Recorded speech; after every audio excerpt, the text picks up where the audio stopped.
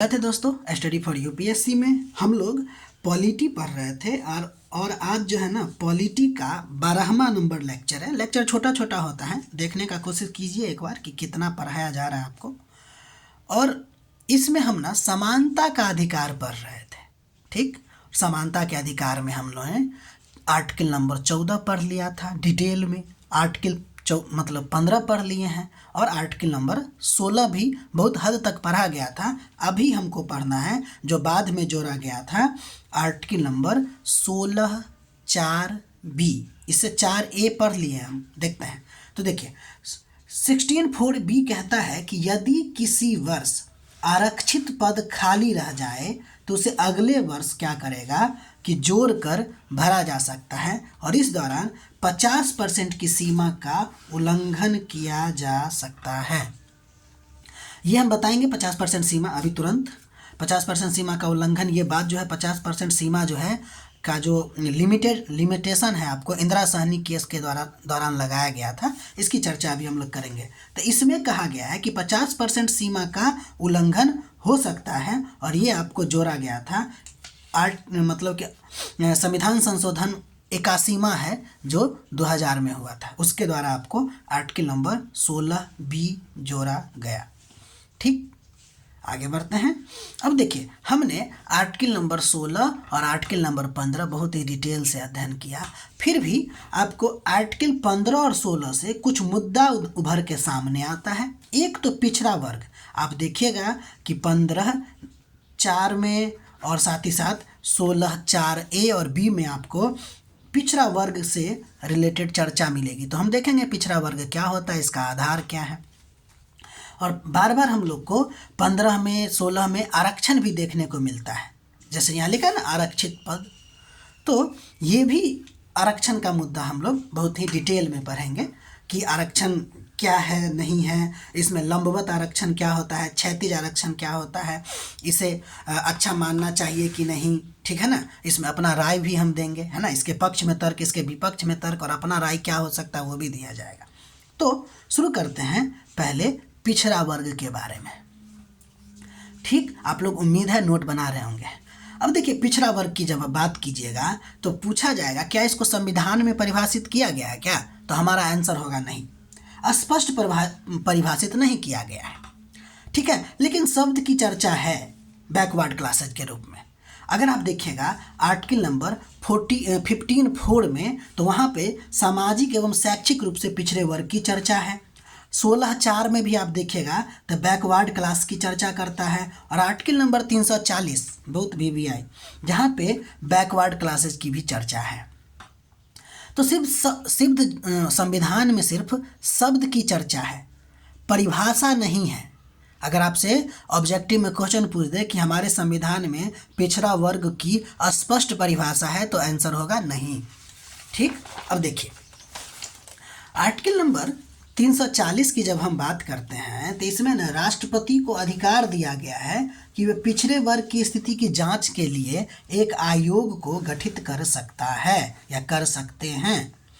ठीक है, मतलब कि हमारा संविधान जो है वह 340 के तहत राष्ट्रपति को अधिकार दिया गया है कि वो जो है ना पिछड़े वर्ग के लिए उसकी स्थिति को जांचने के लिए क्या करेगा, एक आयोग का गठन करेगा। तो हुआ फिर गठन 1953 में, उसका नाम था काका कालेलकर आयोग। वेरी वेरी इंपॉर्टेंट, इसे प्रथम पिछड़ा वर्ग आयोग भी कहते हैं और कभी कभी काका कालेलकर आयोग भी कहा जा सकता है। मेनली इसको प्रथम पिछड़ा वर्ग आयोग कहते हैं। इसने न कहा कि ये जो पिछड़ा वर्ग है ना, इसकी पहचान क्या होगी, इसको कैसे पहचानेंगे कि कोई पिछड़ा वर्ग क्या है। तो देखिए इसका पहचान था, इसका कहना था कि हमको ना जाति के आधार पर मान लेना चाहिए कि कौन जाति, मतलब ये जो जाति है वो पिछड़ा वर्ग में होगा और ये जाति जो है आपको पिछड़ा वर्ग में नहीं होगा। और इसलिए इसने 2399 यानी कि 2399 जातियों का सुझाव दिया और कहा ये सब जो है आपको पिछड़ा वर्ग में आएंगे। अच्छा, जाति का तर्क क्या हो सकता है? इन्होंने सुझाव जो जाति दिया, तो जाति का जाति का आधार यानी कि पिछड़ा वर्ग के लिए जाति को जो आधार माना गया, इसके पीछे क्या तर्क हो सकता है? तो देखिए, इसके पीछे तर्क ये था कि आज भी भारतीय समाज में जो लोगों की जो प्रतिष्ठा है ना, वह उसकी आर्थिक पिछड़ेपन से नहीं बल्कि सामाजिक स्थिति से पता चलता है। यानी कि समाज में उसकी कैसी स्थिति है, उससे हमको पिछड़ा वर्ग का अनुमान लगाना चाहिए। ठीक है, इसने ये तर्क दिया था, लेकिन यह लागू नहीं हो पाया। इसके पीछे कारण ये था ना कि ये जो इसके अध्यक्ष थे ना कालेलकर महोदय, यही इससे संतुष्ट नहीं थे, समझे? तो ये फिर कोई बात ही नहीं हुआ। फिर 1979 में आपको मंडल आयोग, जिसको द्वितीय पिछड़ा वर्ग आयोग कहते हैं, फिर से इसका गठन हुआ और इसका भी सुझाव जाति था। लेकिन इसने ना कुछ बहुत सारे मानदंड तैयार किए, जिसमें सामाजिक, शैक्षिक और आर्थिक मानदंड के आधार पर कहा कि हमको मतलब पिछड़ा वर्ग मानना चाहिए किसी को, अगर उसकी आर्थिक स्थिति यानी कि सामाजिक स्थिति, शैक्षणिक स्थिति और आर्थिक स्थिति सही नहीं है तो उसको क्या मानना चाहिए? उसको मानना चाहिए आपको पिछड़ा वर्ग। और इस तरह इसने 3743 जातियों की सूची दिया, जिसको इन्होंने कहा कि भाई ये अदर बैकवर्ड क्लासेज हैं, यानी कि बैकवर्ड क्लासेज हैं, जिसको आजकल ओबीसी भी कहते हैं। और जिस समय ये बताए उस समय इसकी अनुमानित जनसंख्या लगभग 52% था। ठीक, उम्मीद है आप समझ गए होंगे। इतना दूर का बात सिर्फ यही है कि पिछड़ा वर्ग का आधार जो है वो आपको पहले जाति मानी गई और दूसरा बार भी जाति ही मानी गई, बस उसमें कुछ मानदंड निर्धारित कर दिए। लगभग 11 को मानदंड निर्धारित किया था। मेनली हम सामाजिक, शैक्षिक और आर्थिक मानदंड को यहाँ पे लिखे हैं। आप देखे होंगे 15(4) में आपको सामाजिक और शैक्षिक रूप से पिछड़ापन तो दिया ही हुआ था, तो बस इसमें एक चीज़ और ये एक्स्ट्रा जोड़े हैं। अब ध्यान दीजिए, यह समिति क्या किया, अपना सिफारिश तो कर दिया। 1990 में प्रधानमंत्री थे आपको वीपी सिंह, इन्होंने लागू भी कर दिया और कहा कि ये जो ओबीसी है ना, उसको केंद्रीय सेवाओं में 27% आरक्षण दिया जाएगा। जब केंद्र सरकार लागू कर दिया तो राज्य सरकार लागू कर सकता है कि नहीं? तो ओबीसी जो है उसको क्या कहा दिया कि अब सरकारी सेवाओं में इसको आरक्षण दिया जाएगा। अब जैसे ही ये बात हुई, प्रतिक्रिया बहुत तेज हुआ लोगों का, एकदम पूरा एकदम हड़ताल उड़ताल, यहाँ तक कि आत्मदाह तक भी होने लगा। और सबसे इम्पोर्टेंट बात ये था कि समाज में यह चर्चा होने लगी कि आरक्षण बनाम मेरिट का बहस तेज हो गया। ठीक, लिखते चलिएगा, कहानी में भूल नहीं जाइएगा। अब मामला पहुंचा आपको सुप्रीम कोर्ट। सुप्रीम कोर्ट में जो केस हुआ, उस केस का नाम था इंदिरा साहनी वर्सेज भारत संघ। एससी का निर्णय क्या था उसको देखिए।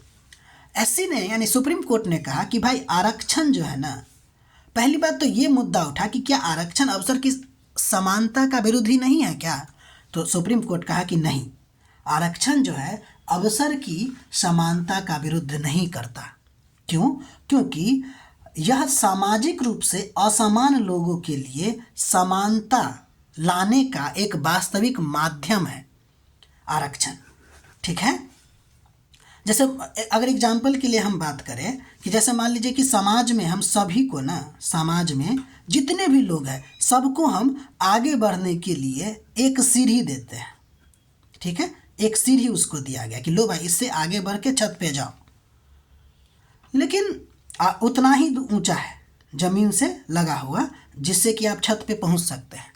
लेकिन समझिए कि अगर कोई व्यक्ति पहले से गड्ढा में है, कोई व्यक्ति आपको यहाँ पर है, तो क्या ये इस सीढ़ी के माध्यम से छत पे पहुंच पाएगा क्या? नहीं ना पहुंच पाएगा।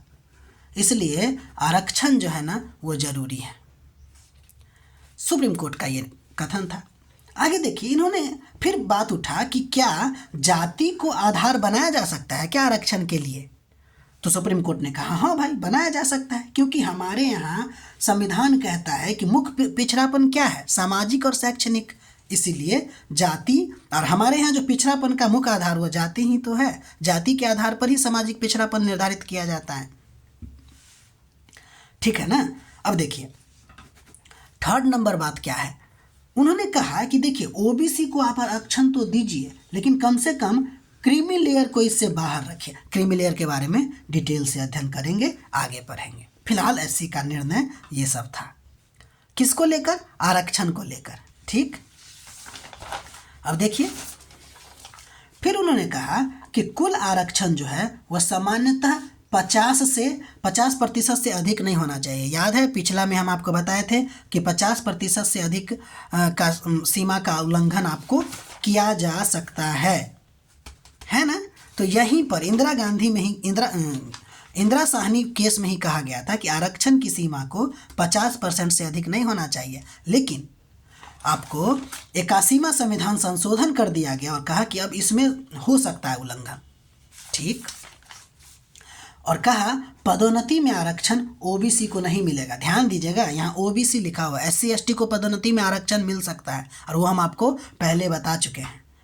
ठीक, तो 15 और 16 से रिलेटेड जो मुद्दा था उसमें एक मुद्दा हम लोग को पढ़ना था पिछड़ा वर्ग के बारे में। उम्मीद है आप समझ गए होंगे पिछड़ा वर्ग क्या है, इसका मतलब पिछड़ा वर्ग का आधार क्या है, और इससे रिलेटेड जो 2 आयोग है, एक कालेलकर और दूसरा मंडल आयोग, और फिर इससे होने वाली प्रतिक्रिया और इस पर एससी का निर्णय, सुप्रीम कोर्ट का निर्णय। अब हम लोग आरक्षण को देखेंगे कि आरक्षण क्या है। सुप्रीम कोर्ट भी कह दिया कि आरक्षण अब जरूरी है, तो फिर सोचना ही नहीं है। तो अब आरक्षण के बारे में देखेंगे कि आरक्षण क्या है, लंबवत आरक्षण क्या होता है, क्षैतिज आरक्षण क्या होता है, इसके पक्ष में तर्क, इसके विपक्ष में तर्क, और साथ ही साथ हम लोग अपना निर्णय भी देंगे। ठीक है, मिलते हैं हम लोग अगले वीडियो में। आप लोग नोट बनाते रहिए, अपना पढ़ाई करते रहिए। हमारा प्रयास अगर आपको अच्छा लग रहा है तो लाइक कीजिए, सब्सक्राइब कीजिए और नोट बनाते रहिए। मिलते हैं हम लोग अगले वीडियो में।